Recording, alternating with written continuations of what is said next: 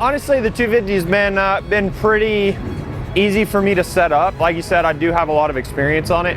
That's good, and I wish I had more experience on the 450, but that's just kind of how the opportunities have played out.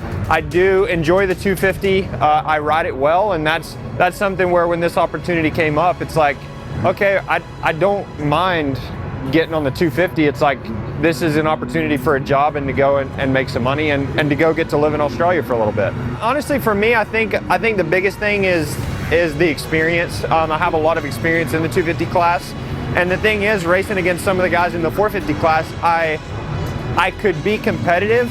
I don't have, I guess, the experience that they have on the current bikes that they're on, and that's where it's like, I have no problem with getting on a 450, and I want to get on a 450, but this opportunity was like, hey, we have this deal, we want you to come race for us, but it's 250 only right now, and there wasn't really much of a say in it. So I would like to ride the 450. I'd like to race the 450. I feel like I have a lot left to prove in the 450 class, but right now the 250 is my job.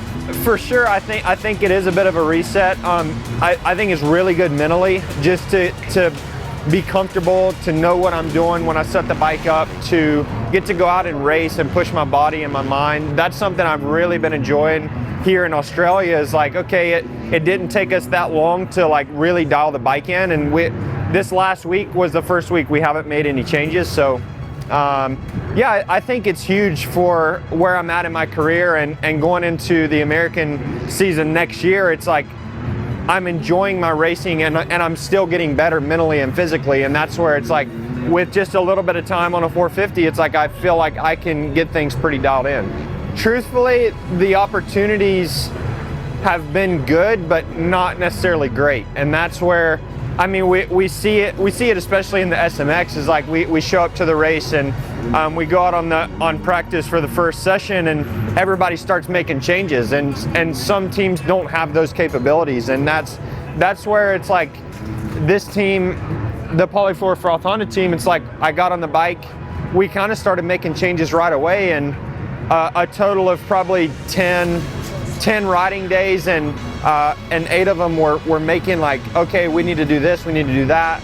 We've had a couple race days where it's like, okay, the bike was good, we're changing little things now. It doesn't take a lot of time, but having those resources readily available, that's really the game changer, and when it comes to the 450 class. So yeah, I think it's really good for where I'm at in the 250 class, and this has been the easiest and the quickest to like actually set up a bike, and I love the Honda, so that's really where it's been pretty easy adapting to this team, but the 450 is still the long-term goal. Yeah, it definitely can re-kickstart my career. I'm racing maybe some of the best I've ever raced mentally, and that's where it's like, this opportunity is great for like myself, and you mentioned Max Anstie, is like, hey, we can come and we can show how good of racers we are. It's like, this is a really good team, one of the best teams here in Australia, and to get the equipment and have the resources, that shows in our riding. And so for me, it's certainly not just, oh sweet, I got a 250 deal here. It's like,